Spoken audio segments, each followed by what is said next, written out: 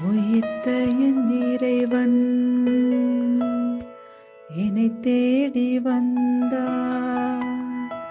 என் நம்பிக்கை பலமானது,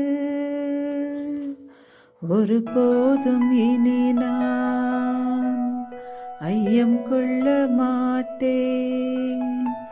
என் ஆண்டவரின் அடி தொட்டு நடப்பேன்.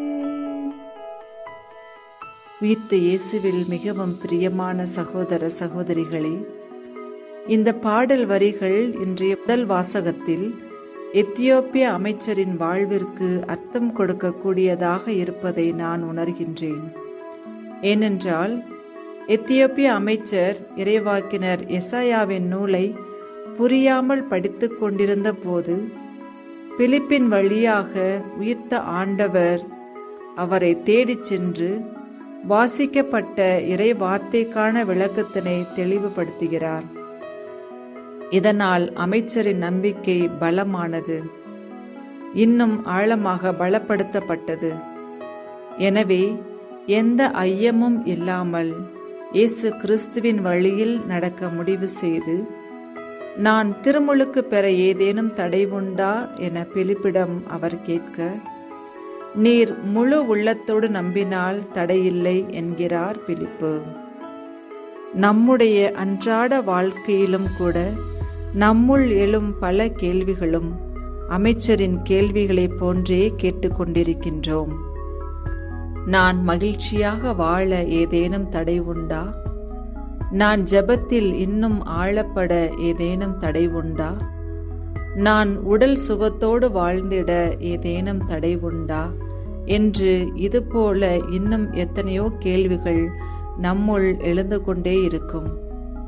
அத்தனைக்கும் பதில் திருத்தூதர் பிலிப்பு அமைச்சரிடம் கூறிய அதே பதில்தான், நீ முழு உள்ளத்தோடு நம்பினால் தடையில்லை என்பதே. ஆம் சகோதர சகோதரிகளே, நம்முடைய சிந்தனை, சொல், செயல் அனைத்திலும் முழு உள்ளத்தோடு நம்பி நாம் செயல்படுகின்றேனா என்பதனை சிந்தித்து பார்க்க இன்றைய முதல் வாசகம் நமக்கு அழைப்பு விடுக்கின்றது. இன்றைய நற்செய்தியிலும் இயேசு கூறுகின்றார், என் தந்தை ஈர்த்தாலொழிய எவரும் என்னிடம் வர இயலாது. ஆம் பிரியமானவர்களே, நாம் அனைவருமே தந்தை கடவுளால் ஈர்க்கப்பட்டவர்கள். சிலர் துறவு வாழ்வுக்காக ஈர்க்கப்பட்டுள்ளோம், சிலர் இல்லற வாழ்வுக்காக ஈர்க்கப்பட்டுள்ளோம், சிலர் கிறிஸ்தவர்களாக வாழ ஈர்க்கப்பட்டுள்ளோம், சிலர் மறை சாட்சியின் வாழ்வு வாழ அழைக்கப்பட்டுள்ளோம், சிலர் புனித வாழ்வு வாழ ஈர்க்கப்பட்டுள்ளோம். ஆக இவை அனைத்துமே தந்தை கடவுளின் திருவுளத்தாலே நம்முள் நடைபெற்று கொண்டிருக்கின்றது. கடவுள் தாமே நமக்கு அனைத்தையும் கற்றுத்தருகிறார் என்பதனை முழுமையாக நம்பி ஏற்றுக்கொள்வோம்.